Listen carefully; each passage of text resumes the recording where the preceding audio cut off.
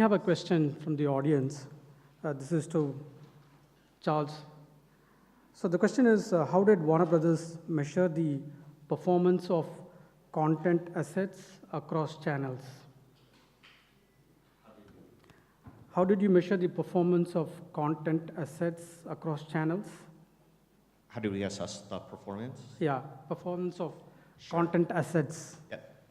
So we actually have a creative team in-house embedded within one of our marketing teams. And establishing a naming convention, a taxonomy around creative assets, we were able to then traffic those across paid, across the email, across our social channels, own social channels.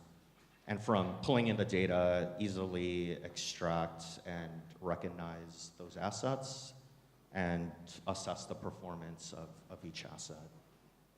And from there, that's how we were able to determine what's working, what's not, and optimize based off of the results all in one place. Okay, good, thank you. So there's one more question for you. So you seem to be the most popular person. So how granular can you go to individual? Usually not the case, but I like Malaga. So how granular can you go to individual customer prospect levels? So for DC Universe, we do have it at the most granular level. We're not only using platforms like Datorama, but other platforms that track, CDPs that track data at the user level. So we have the event capture for every engagement that the user is performing on the service, and using platforms like Datorama to bring it all together, join them in platform into a data model to review, analyze whether it's for acquisition, whether it's in-app engagement. It's just about bringing that data together. Thanks, Charles. So the next question I have is for Blake. So you talked about consumer centricity. As you said, so this is not new. It has been there for quite some time, but it's the way how we do it is different. And my question is, can you throw some light on what were some of the challenges that you faced in building the consumer journeys, and how were you able to overcome that? Yeah, I think one thing I can allude to for both the consumer as well as the professional, we're organized, most businesses, right? P&L, right? Like a business and the market. So increasingly, if everything you do is sort of vertical, right? And that's how all the funding is, that's where all the insight is. We found in the consumer portfolio, he and she are about 60 to 70% the same across the portfolio. There are some outliers, but we never did anything horizontal. So everything we did was very vertical, and now we're flipping the model to be a bit more horizontal. Same thing in the health systems portfolio or the professional portfolio.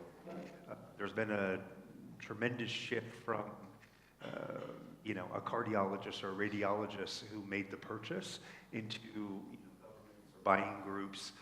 That's actually across the portfolio. So for us, I think to answer your question, how we've done this, really looking at the data and the insights from what we have, plus all first-party and second-party data, and kind of flipping our model to be more consumer-first in what we build, how we go to market, and also looking at it much more horizontally across the online and offline ecosystem. I think very much like what you were saying, moving from a sales-first mentality, always make the day, make the month, make the quarter, to, what does the consumer want or customer want, changing the way you do things.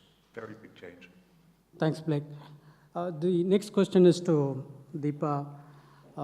So in all these projects, one of the big challenge is the mindset change and the change management. We could actually build all these capabilities, but driving that change and action to drive business outcomes is one of the key thing for the success. So can you tell us a little bit about how you have used these deep consumer learnings to build the common platforms across different functions to drive the change, to create those new strategies for the company? Well, let me just say, It's on. hello? Well, there it is. So, you know, as Blake was saying, we were so focused, like a couple of years ago, when you think about the customer, they used to think about like Macy's was a customer. Like they never, like the people in the building did not know that the end user is actually the main customer.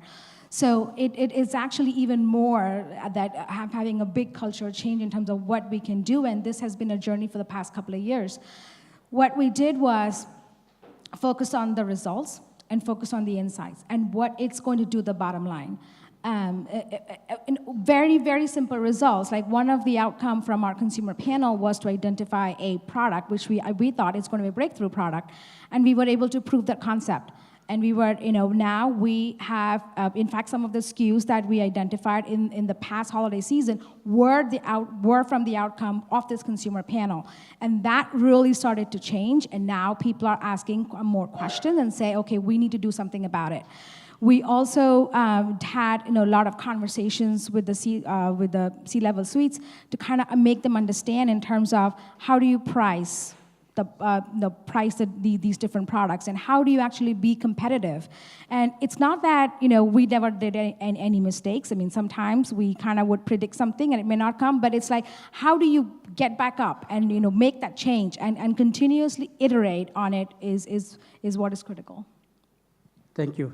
Thanks, everyone, and a big round of applause to the speakers.